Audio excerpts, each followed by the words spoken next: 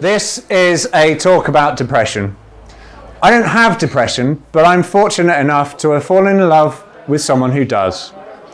This is a talk about what it's like to support a human being who has depression, who has had depression ever since they can remember, and who may well live with depression for the rest of their lives. Depression is a completely invisible disease that is gratifyingly getting more attention than it formerly garnered.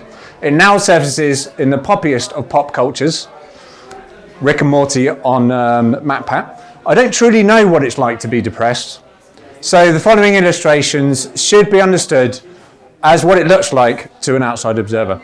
So everything is fine. Everyone has off days. Everyone wants to curl up in a ball under the duvet now and then. I get that. And sometimes I have the luxury of actually doing that. I snuggle down with a nice warm feeling that the rest of the world can just go to hell. But that is not how my wife will see it. To her, this is indicative of her complete failure to engage with the world.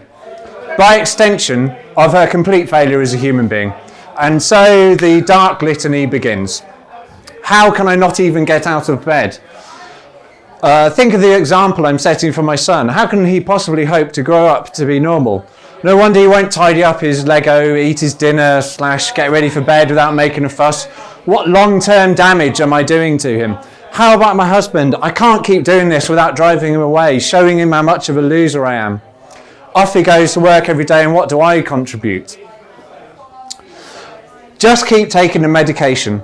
That way, no one will notice I'm not normal. Without them, people can see how I am inside, and nobody wants to see that.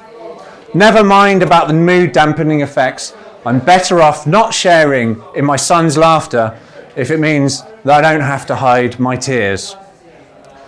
I know these thoughts have gone through her head, and worse, because I'm lucky enough to have a wife who will really talk to me.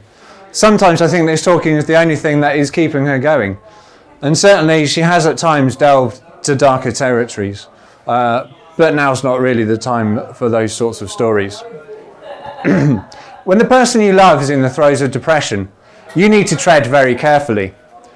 Caring for someone you love comes easily, but shielding them from the impact they're having on your own life is in fact a challenge.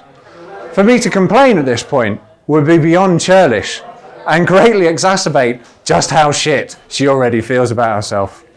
When the time is right, we can talk. She tells me what she can. Human communication is not perfect.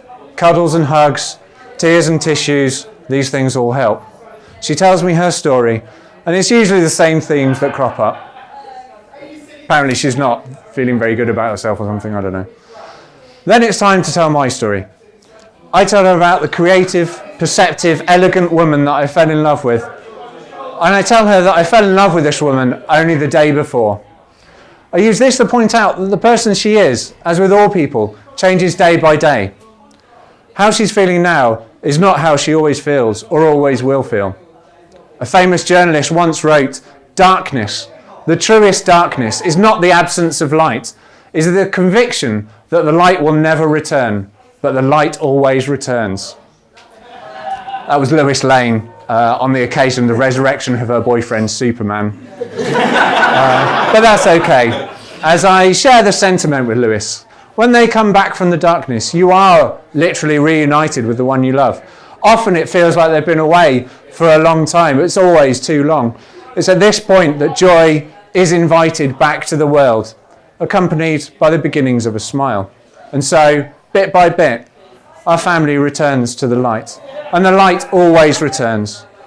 I'm not suggesting that this is some sort of cure for depression, or even that you should try this at home, kids.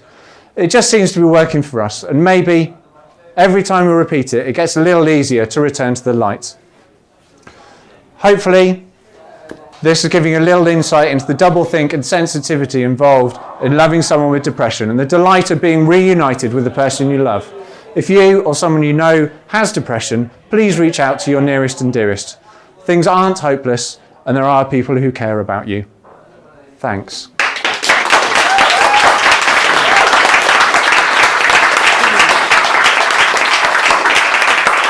Boom.